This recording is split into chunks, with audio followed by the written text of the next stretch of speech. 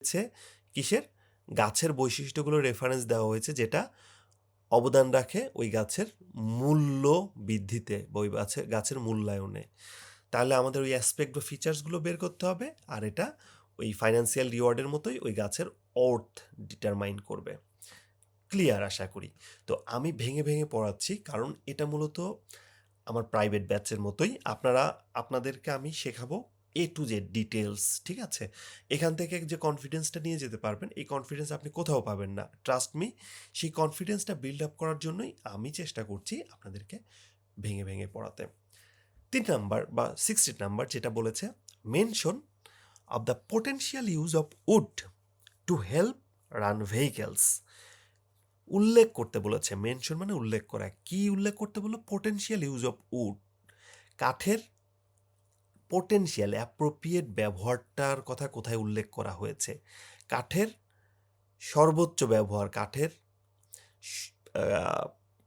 উপযুক্ত ব্যবহার করার কথা কোথায় উল্লেখ করা হয়েছে?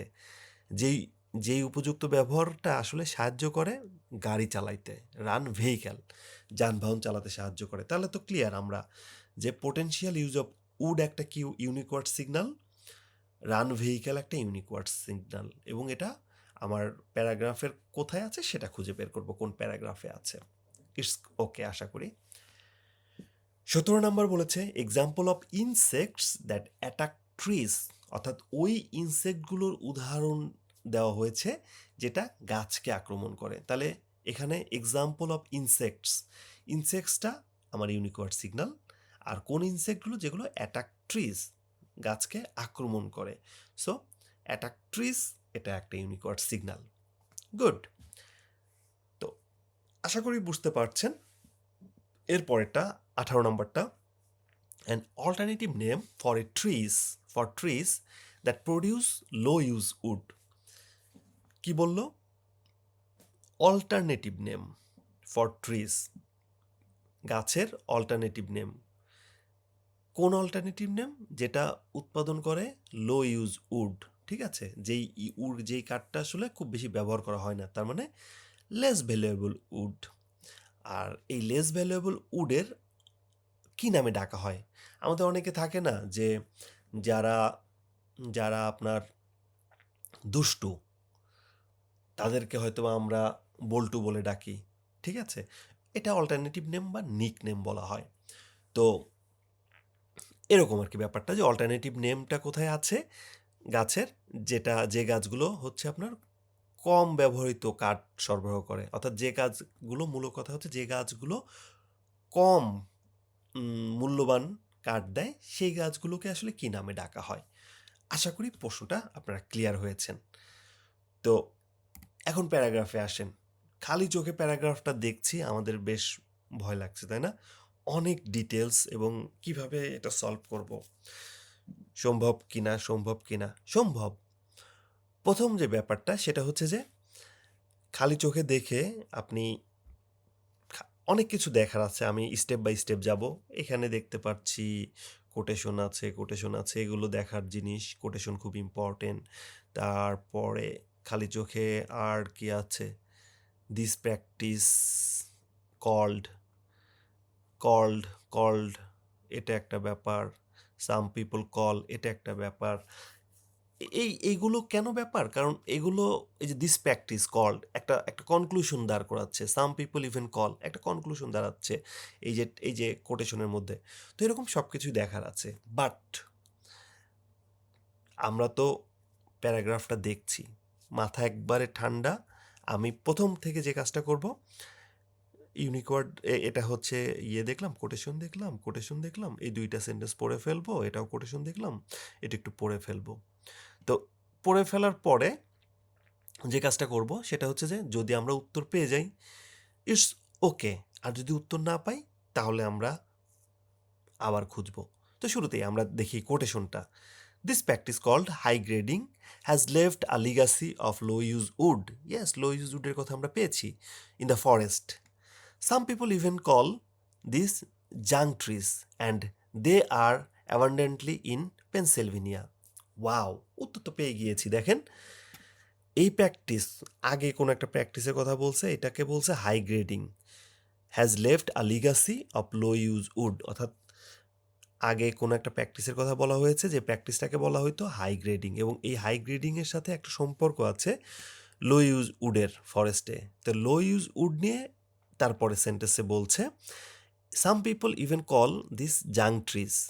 কোনটাকে জাং ট্রিজ বলে? এই যে লিগাসি আছে যার সাথে এই লো ইউজ উড, এই লো ইউজ উডকে বলা হচ্ছে জাং ট্রিজ। আপনারা সবাই মনে হয় বন্ড লিগাসি একটা মুভি আছে, দেখেছেন কিনা জানি না। লিগাসি দেখবেন, ওয়ার্ডগুলো শেখার জন্য দু একটা মুভি দেখা খারাপ না। তো এখানে যেটা বলা হয়েছে মূলত এই লো ইউজ উড, যেটাকে আসলে ডাকা হয় জাং ট্রিজ নামে। ক্লিয়ার? তো আমার তো মনে হয় এরকম একটা প্রশ্ন পেয়েছি আমরা। Alternative name for forest that produce low use wood. Wow, হ্যাঁ, সাম পিপল কল ইট জাং ট্রিজ। তো জাং ট্রিজ যেহেতু ডাকা হয় লো ইউজ উডকে, এটা তো আসলে অল্টারনেটিভ নেমই, তাই না? তার মানে আমরা কিন্তু উত্তর পেয়ে গিয়েছি। তো এই উত্তরটা পেলাম কোনটাকে ফোকাস করে? ডেফিনেটলি কোটেশন আছে। তারপরেও এই যে এই কলটা খুব ইম্পর্টেন্ট। দেখেন একটা ব্যাপার আপনাকে বলি, আইএলটিএস রাইটিং যদি আপনারা প্রিপারেশন নেন তাহলে আপনারা দেখবেন যে আমরা বলি আইএলটিএস রাইটিং টাস্ক 1-এ যে some people said that it is something, other peoples think that it is something. তো এই যে some people said that, some people think that, এই বিষয়টা হচ্ছে কি, তারা এইভাবে ভাবে, এইভাবে চিন্তা করে। তো এই যে some people call, even call, কিছু লোক এটাকে এমনকি ডাকে, কি নামে ডাকে? জাংট্রিস, বল্টু, যদু, কদু, এই নামে ডাকে। ঠিক আছে? তো এই ইভেন কলটা কিন্তু খুব ইম্পর্টেন্ট। ইভেন কল মানেই হচ্ছে এমনকি ডাকে, তার মানে তার আসল নাম আছে, তার আসল নাম ধরে না ডেকে নকল নামে ডাকছে।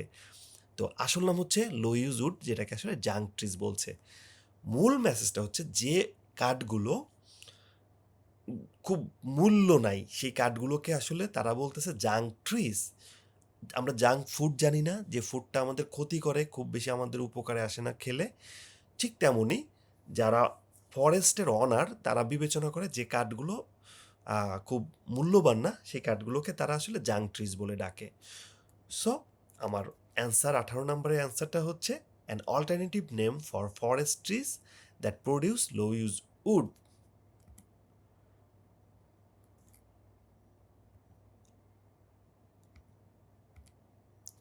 ওকে, সো আমরা উত্তর পেয়েছি। এই যে ইভেন কল, এটাই হচ্ছে আমার অল্টারনেটিভ নেম, এটা হচ্ছে আমার ইউনিক ওয়ার্ড সিগন্যাল মিলে গিয়েছে।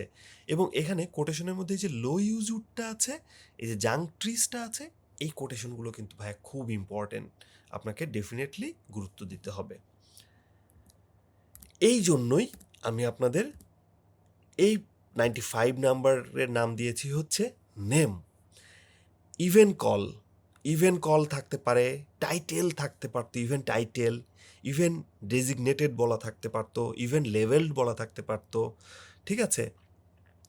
তারপরে ইভেন আইডেন্টিফাইড বলা থাকতে পারতো, যে কোনোভাবে বলা থাকতে পারতো। তো আপনি যখন রিডিং করতে যাচ্ছেন তখন ডেফিনেটলি আপনার এই সিনোনিম কি কি আসতে পারতো, এই বিষয়গুলো একটু জানা থাকতে হবে।